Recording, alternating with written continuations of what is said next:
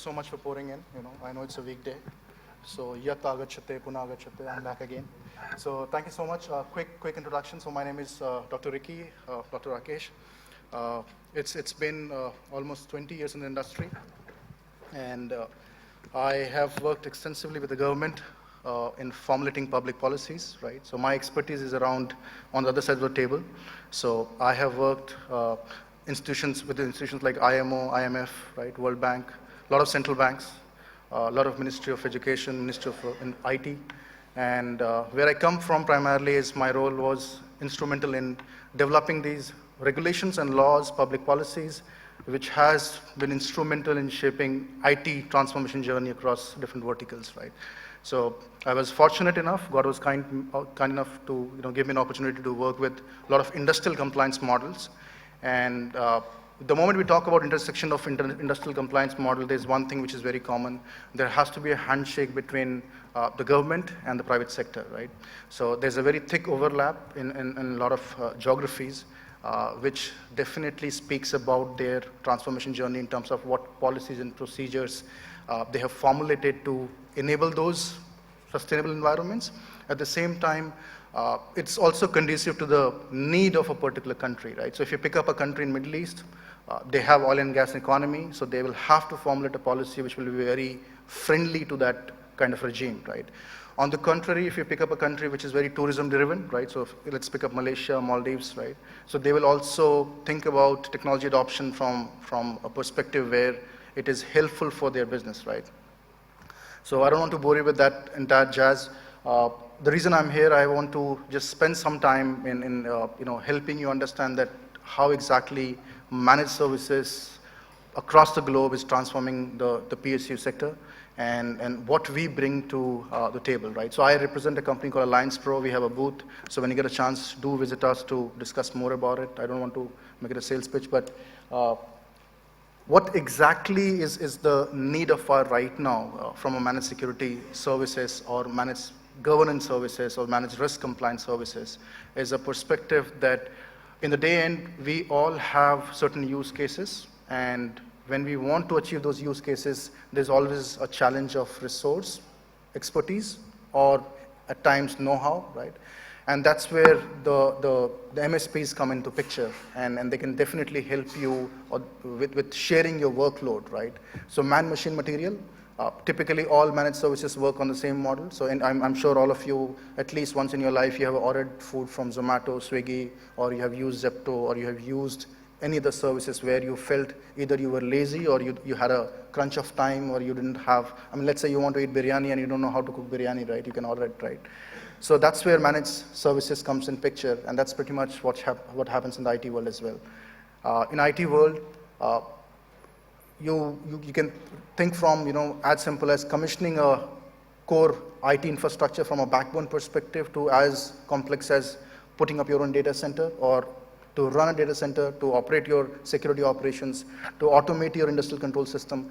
Everything is nowadays possible in a managed services model where you pick up a right partner and they will understand your use case and they will come up with the right selection of vendor, technology, and human capital to bring those changes. So what is the need of R? The first thing is, I'm sure you have heard about those 3 V's of data world, right? Velocity, variety, and volume. So the constant challenge of industry right now, in the day end, if everything boils down to one thing, is enormous amount of data which you handle, right? Now, there are 3 fundamental issues with all data. So either you're struggling with the velocity, at the speed at which you generate data, or with the volume, the quantum of data which you have, or the variety, the different kinds of data which you deal with. If you pick up aviation as a sector, their problem is velocity because a lot of transactions happening in a quick succession. Banking, the problem is again velocity, rapid succession. If we talk about healthcare, the problem is variety. Each patient will bring a different ailment. There's different types of treatment happening. There are different procedures being performed, right? If you talk about large government entities, they have the issue with the volume. The Election Commission, income tax, GST, right? Their challenge right now is that they deal in a specific kind of data, but the volume of data which they deal with is massive. Now, all of these things, they definitely need an infrastructure to be supported, right? And that infrastructure comes in terms of your IT infrastructure, and somebody who will obviously be responsible to run that show. Now, how many times you have the right resources or right technology, and what is your go-to plan? That's where MSP really comes in picture. So transformation needs is definitely one key factor, and then the challenges of the modern world. When was the last time probably you connected your laptop with a LAN cable, right? I was traveling from Brussels, and I was caught at the airport, and the poor chap was not even, able to realize that, okay, this is a LAN cable, right? Because nobody has seen a LAN cable. I mean, how many of your laptops do you have a LAN port now, right? How many of you have CD drives, right? So you have seen digital transformation happening within your, IT infrastructure ecosystem, and which means that down the line, 5 years, you ask a normal fresh graduate that, okay, you can connect a laptop with a LAN cable, and he will give you a blind look, or she will give you a blind look, saying that, okay, no, we always thought it's Wi-Fi, right? So most of your infrastructure is running on Wi-Fi, right? Most of your infrastructure is running on cloud-based applications. And what you can't see, you can't control, as simple as that, right? So the adoption of cloud, the adoption of all the esteemed people who spoke about AI and a lot of other new things, they are definitely there, but they bring a lot of new use cases, right, from a visibility perspective. Back in those days, things were on-premise, things were very easy to manage, but now you're losing visibility on your infrastructure, and which brings a lot of challenge, and that's where you need right partner, right solution to really go through it. So the other challenge which you have, especially in the PSU vertical, and in fact, a country like ours where we are doing a rapid transformation, the leap of faith is near, but then we do rely on a lot of legacy systems, right? So I hope all of you know what is legacy system. Systems which are either end of life, or systems which are end of support, or systems which are, primitive systems, right? I can tell you that at least 5 major banks in India, they still use systems like AS400, which is IBM solution back from 1980s, right? The problem is not with the technology, it's a very robust technology, right? Back in time, things were built to last. The problem is how many RPG programmers you know, right? If you have to go and reprogram those systems, right, you don't have right programmers. Average cost of RPG programmer these days for a banking world is anywhere close to like $500 to $600 per hour, right? So you bring a resource, you're lucky you find a resource. Obviously, we'll find them from Canada or probably from Ukraine. I mean, Ukraine is a bit challenged now, but yes, Russia, Ukraine, Canada, right? You bring them there. You pay them $600 per hour, right? And then obviously this person, he or she will do the job and go back. So you have a dependency on resource also, right? So then the fundamental question is that, can we lift and shift? Why do we have a dependency? Why can't we just completely wipe off this legacy system? Well, the industrial system or the core systems of any IT infrastructure, especially in manufacturing and government sector, does not work really that way. If you look at the top dams in India, right? I'm not quoting anyone, I'm in the India, but then if you pick up core dams in India, most of the dams, they operate on systems which are still, running on Windows 7 or XP. But does that mean that there's a problem? No, I mean, that's the way they're designed. They are air-gapped system, they don't have internet. Their core job is to just shut a motor on, shut a motor off, right? So legacy system is definitely a pain point, and in sooner or later, you will have to take a conscious decision that, okay, how do you want to manage them, right? The other problem is regulatory compliance. So unfortunately, I come from regulatory compliance, right? So I used to make law, now I help industry to, not break, but comply with it. So regulatory compliance is definitely a big challenge. Things like DPDP, right? Things like RBI guidelines, newer guidelines, defense manual contracts, especially when you operate in an ecosystem where you do serve multiple, states, multiple sectors, multiple regulators. How do you design a system which is A, serving your core business objective? Koi to paisa bana raha hai na? The last thing which you want is to stop making money, right? So I go to a lot of pharma companies and they say, Ricky, I don't want any fancy jazzy IT system, right? My plant should always function. That's my core expectation. You go to telco world, I have very good friends in telco world, right? And when I talk to them, at CIO level, they say, as long as you get 5 sticks or 4 sticks, whatever you see on the phone, right, for the telephone signal, right? As long as those sticks are intact, my life is happy, right? So then the question is, how do you maintain a relationship where A, there is an expectation from society. Why do we need compliance? The expectation of compliance is from society, right? If you look at the evolution of compliances in general, right, there are common norms in society, right? When the norms are challenged by human being, it goes to a court and eventually it becomes a law, right? For example, today in India, there is no law, but it's a common belief that you should not smoke in front of a kid. कोई कानून नहीं है, right? But it's an expectation, right? That you should not smoke in front of a kid, right? Let's say tomorrow it becomes a big problem, like Japan, where you start smoking in front of a kid and it becomes a big problem. Somebody will file a PIL, right? And then eventually government will say, okay, there's a case law now which says that, okay, you should not be smoking in front of minor. And that's how the evolution happens. Hindu Marriage Act 1958, right? Shaadi usse pehle bhi hoti thi, right? But somebody actually questioned the institution, somebody abused the system, and that's where the government intervened that, okay, we should have a marriage act, right? And that is true for everything. Most recently, DPDP, right? 2017, we got fundamental right of privacy. So prior to that, was there no need of privacy? Obviously, it was there, right? But then somebody questioned it, and that's where we thought, okay, we cannot be left behind. Everyone in the world is talking about privacy, data protection. We should also think about it. So we came up with DPDP. Right? That's how industry evolves in terms of regulatory requirements. And this is exactly what is happening, even in the context of, past 9 months, you have seen a lot of example. Kotak Bank was one of them, right? It was in public domain. So you pick up a lot of banks, and banks were penalized heavily and to an extent, some of them were barred for certain actions because they were not able to provide you the amount of security which you have, right? There's a very recent discussion happening in the ministry right now as we speak, where the government is contemplating in different forums that when a digital fraud happens, right, to what extent bank is responsible, right? So RBI sent some circular which said, okay, even if you get, and this is a good thing to know also, because there's a lot of grapevine around it. Let's say somehow you got scammed, right? RBI has a standing regulation which says within 24 hours you can go and report to the bank, and bank has full onus and obligation to support you in solving that fraud. Bank cannot come and say that, sir, aapne OTP diya tha, right? Which I have heard a lot of times, right? So when you get duped, when you get trapped in certain scenarios, obviously there has to be a regulator which will intervene, and that's where the compliance really comes into picture. That there are requirements from compliance. There are new kinds of attacks happening. There are new kinds of threat is building every time, right?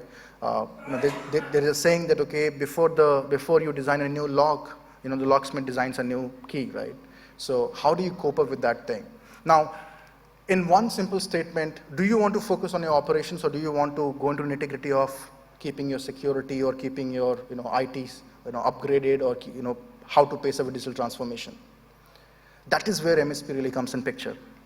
I will take 2-3 more minutes. I don't want to stand between you and your lunch. So I will just skip that part. Okay, so the key benefits is simple, right? As I mentioned, the same example which I want to pick. You want to eat pasta, you want to eat biryani, right? Whatever you want to eat, you have an option, you have an app where you go and you order, right? So, which saves you 3 things, right? In order to just have one meal of biryani, do you want to, buy 1 kg of rice? Because the minimum denomination of rice is 1 kg, right? So you will have to buy 1 kg of rice. Then you will have to procure other thing, right? Then you need to have a recipe. Then you need to have time and willingness. And then finally, who knows, by the time you will cook it, your appetite is gone, right? But with the app, Swiggy, or it gets to your doorstep in 30 minutes.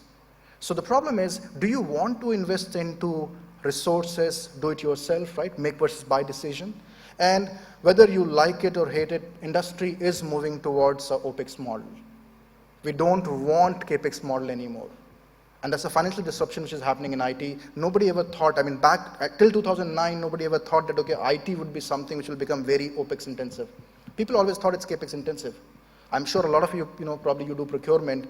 When we used to do a BOQ and then the shipment used to arrive on your doorstep, we used to take a lot of pride in saying that, oh, you know what, I bought 5 crore worth of assets and it's on my doorstep. I have a fancy rack where I have amazing equipment, state of art.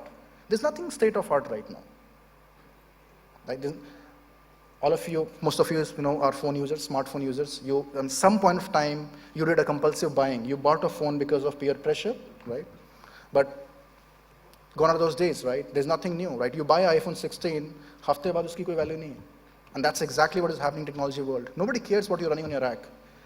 It's how optimized it is to your business solution. A, are you keeping your stakeholders happy? B, are you making money? And C, in the day end, do you have that minimum comfort of that security, right? And that is where philosophy in security world has shifted to one draconian concept which says there's nothing called maximum security, there's only minimum security. Maximum security myth hai. No one in this world can guarantee you maximum security. And if you ask me as a consultant, I can tell you a formula. The only way maximum security is possible if you have infinite time and infinite budget. Tell me one person in the room who has infinite time and budget. So if anyone claims that they have maximum security or 100% security, A, he's a great liar. B, he doesn't know. Right? अज्ञान है या फिर झूठ बोलने की क्षमता काफ़ी अच्छी है उनकी. Right? So MSP typically helps you with 24/7 monitoring, right? So basically now we have AI and everything, right? And I will take 2 minutes, that's it. So now you have AI, you have a lot of capabilities. It's very less human dependent. So you can rely on machine to monitor the machine. It's sad but true.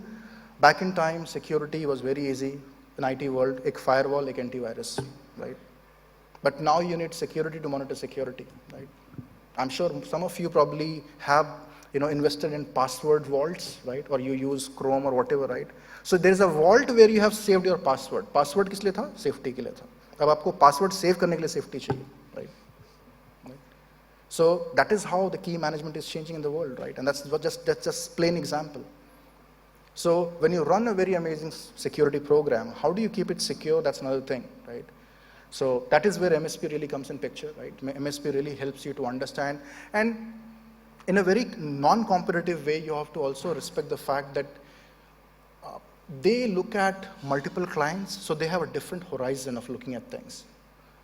So we do a lot of pharma clients, and I meet a lot of pharma people, so I know that how pharma industry is operating right now. I know how banking is operating in India, right? I know how banking has shaped up, within Asia Pacific as a concept now. Our banking needs are very different from the banking needs of US world, right? And somebody says that, okay, I will pick up a model, beg, borrow, steal from US world, and हम यहाँ पे blindly copy paste करेंगे, that will not also fly. The sectoral model, which is like the godfather of PSU model, the sectoral model in US for PSU is very mature, very different. Because we as a country, thanks to colonial culture, we always believed in comprehensive federal structure. हमने ये मान लिया because see back in our head we have a submissive slavery behavior. तो हमने मान लिया कि सरकार एक रूल बनाएगी, right? और हमें उस रूल के अंदर चलना है. And that's where sector never ever evolved to say that, okay, look, we have a stance. Look, whatever you have made looks fine at a federal level, but we have our own needs, right? The rule which you make for IT transformation for, let's say, healthcare vertical, will it fly in banking world? Never. Because data is different, users are different, landscape is very different. आज भी मैं कहता हूँ कि आप compare करें कि the chances are a banking customer versus a healthcare patient, the maturity, literacy, education level of a banking customer is much more higher, right? On the first thing, the person who's doing banking, he or she is educated to know that, okay, what is banking, right? कुछ तो उसका भरोसा है उस institution में, right? But बीमार तो कोई भी हो सकता है ना. मैं अभी बाहर निकलूंगा, मेरा वॉचमैन है, अगर लेट्स से कि वो 10वीं पास है, वो भी बीमार हो सकता है, right? So every industry will have different exposure, and that's where it's impossible for someone to leave their core business and operate on the MSP side, or to meet the requirements of MSP side. So cost reduction is obviously there. That's the biggest thing. If you're able to save moolah, right, that definitely goes there. There's no fixed number. I'm not a big fan of percentage, right? Because percentage, there's a saying in statistics which says that there are lies, damn lies, and then there is statistics, right? So the biggest lie is statistic. So percentages are misleading, right? But again, it will definitely give you a cost benefit, cost saving in terms of the same biryani example, if you can carry back to your home.